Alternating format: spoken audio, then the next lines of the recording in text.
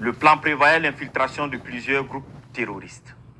Le premier groupe, chargé de mener l'action principale à partir du 29 août 2024, était composé de 150 terroristes venus du centre-est.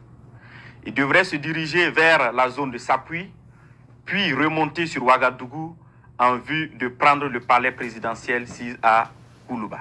Le deuxième groupe devrait attaquer la base de drones militaires pour empêcher toute riposte de nos forces.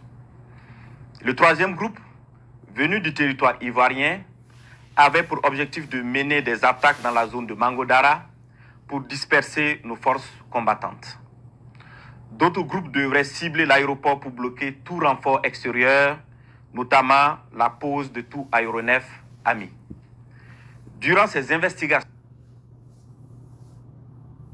alerté de l'arrestation de 2 individus suspects sans papier d'identité à un poste de contrôle à l'entrée de la ville de Niamey le 29 août 2024. Après des auditions rigoureuses, ils ont révélé être accompagnés d'un certain Akouchi qui avait déjà passé le 10 postes de contrôle. Ce dernier a été arrêté plus tard, le lendemain, le 30 août 2024, à la gare Rimbo, à Niamey, alors qu'il tentait de s'échapper.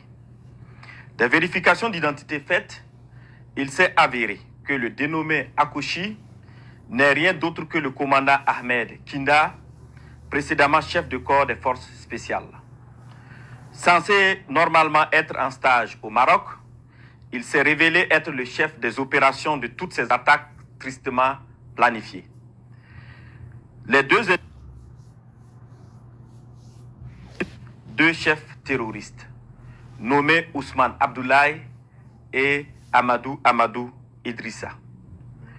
Toutes ces arrestations ont permis de dénouer une grande partie du complot et de mieux comprendre les manœuvres visant à déstabiliser notre nation.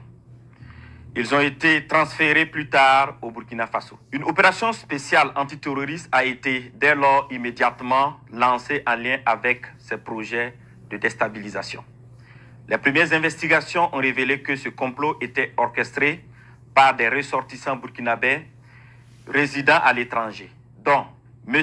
Aziz Diallo, ancien maire et député de Dori, travaillant actuellement en Centrafrique au compte d'un organisme international. Il est l'un des cerveaux présumés de cette conspiration. Sous le nom de code Ahmed le Centro, il est en contact avec un groupe terroriste de l'État islamique au Grand Sahara, EUGS, à travers un de ses oncles installé dans la ville de Dori. 2. Monsieur Ousmane Moumouni Raouni Diallo, oncle de Monsieur Aziz Diallo, ancien combattant de l'EUGS, ancien coordinateur des négociations avec le groupe terroriste sous l'ancien président Damiba. 3. Monsieur Aziz Dabo, ex-agent de l'Agence nationale de renseignement ANR, en fuite, connu sous le nom de code Lionel. 4. Monsieur Abdoulaye Bari, connu sous le nom de code Le Voyageur. Il est le lien entre les puissances occidentales, les terroristes et la partie militaire. 5. Un certain Serge Maturin, journaliste nigérien d'origine ivoirienne, représentant Le Voyageur au Niger. Il a hébergé le commandant Ahmed Kinda la nuit du 29 août 2024 pour lui permettre de s'échapper et devrait faciliter également l'infiltration de tout le commando à l'est du Burkina Faso. Monsieur Abdoulaye Bari lui avait demandé de garder par devers lui 4 téléphones satellitaires de marque Touraya destinés aux opérations funestes. 6. Monsieur Djibril Yipene Bassolé, ancien ministre des Affaires étrangères du Burkina Faso. 7. Monsieur Newton Ahmed Bari, ancien président de la CENI. 8. Monsieur Alpha Bari, ancien ministre des Affaires étrangères du Burkina Faso. 9. Le commandant François Zungrana, alias César. 10. Le commandant Herman Zongo, qui renseignait sur les positions des vecteurs aériens et des mouvements de l'armée. 11. Le commandant Joanny Compori, ancien directeur général de la SONABI, qui recherchait des drones kamikazes. 12. Le colonel Zala, travaillant dans le système des Nations Unies en Centrafrique. 13. Le lieutenant-colonel Paul-Henri Sandaogo Damiba, alias le Patriarche, qui dirige le volet militaire de ce complot. 14. Le lieutenant-colonel D. Romeo Woba, alias Rodriguez, qui est le chef du centre des opérations à Accra. 15. Plusieurs autres officiers à l'extérieur du pays sur lesquels les investigations se poursuivent. Ces déstabilisateurs, en collaboration avec des complices à l'intérieur du pays, menaient des actions de désinformation massive et utilisaient des pratiques occultes pour s'aimer la confusion et la division. Plusieurs marabouts ont été consultés par M. Abdoulaye Bari, alias le voyageur, qui s'est fait aider par le sergent-chef Tendano, alias Taylor, ancien élément des forces spéciales, qui sera arrêté plus tard par nos services de renseignement. Ce dernier donnait des renseignements à l'ennemi et avait en charge de recruter des éléments pour les opérations de déstabilisation. Il a en outre pris contact avec son père, marabout très connu dans la zone de Bogandé, afin qu'il travaille à ce que les infiltrations des terroristes se passent très bien. Suite à l'arrestation du commandant Ahmed Kinda, alias Akoshi, et des 2 chefs terroristes, il avait été convenu dans un premier temps de ne pas divulguer l'information pour permettre ainsi nos services de découvrir toute l'étendue du réseau.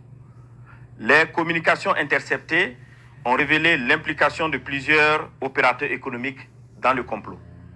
Des enregistrements de ces communications seront bientôt diffusés au public dans les prochains jours.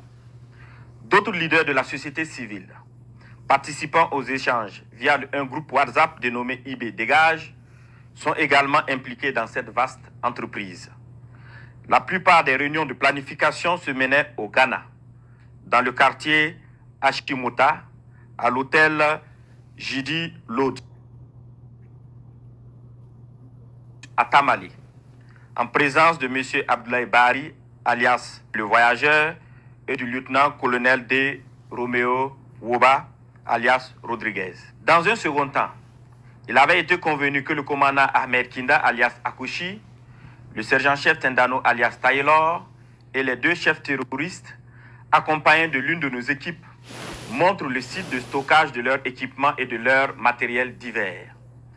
Ce lieu, sous la garde des terroristes à la solde du commandant, a été localisé non loin de la ville de Tenkodogo. Une fois sur place, ceux-ci ont tenté de s'échapper, mais des échanges de tirs sont suivis, au cours desquels ils ont été neutralisés en sus de plusieurs autres terroristes. Les autres déstabilisateurs, loin d'abandonner leur funeste entreprise, ont décidé de peaufiner un nouveau plan lors d'une réunion qui doit se tenir normalement au Nigeria le 27 septembre 2024. Il s'agira pour eux de recruter de nouveaux terroristes, en sus de recruter 500 mercenaires en provenance d'un pays européen pour des attaques à grande échelle à Ouagadougou visant à semer la terreur. Toujours dans leurs prévisions, ils ont décidé de tuer tous ceux qui s'opposeraient à leur action en faisant référence aux populations dans le cas où elles se révolteraient. Ainsi, pour préserver leurs familles et leurs proches de toutes les représailles des populations contre eux, ils ont décidé que chacun d'eux exfiltre sa famille et ses proches avant le début de leur opération. Grâce aux informations recueillies, nous avons pu identifier les participants prévus à cette réunion de coordination à venir au Nigeria, parmi lesquels devraient figurer 1. Le commandant Ahmed Kinda, alias Akoshi. 2. M. Abdoulaye Bari, alias le voyageur. 3. L'ancien DG adjoint de l'ANR, radié des cadres des forces armées nationales, M. Ouedraogo Sekou. Le lieutenant-colonel D. Romeo Woba, alias Rodriguez, ainsi que des personnes issues de ce pays frère qu'est le Nigeria, qui sont impliquées dans cette sinistre entreprise. Tous devraient faire jonction avec M. Gibril Yipene Bassolé et certains éléments des services de renseignement occidentaux. Fort de ces informations avérées et au regard de la gravité extrême de ces actes, il a été décidé de maintenir l'opération spéciale afin de neutraliser toute personne qui tenterait de semer le chaos dans notre pays. Des instructions fermes ont été données pour rétrocéder au service de renseignement burkinabé l'ensemble des dossiers initialement judiciarisés afin de reprendre les auditions. À l'endroit des familles et des proches de ces terroristes, il leur est conseillé de les dénoncer, de les dissuader de poursuivre dans cette voie destructrice et de se départir formellement de toute action subversive. À l'endroit des familles et proches de ces terroristes, il leur est conseillé de les dénoncer, de les dissuader de poursuivre dans cette voie destructrice et de se départir formellement de toute action subversive. La récréation est terminée. Je répète, la récréation est terminée.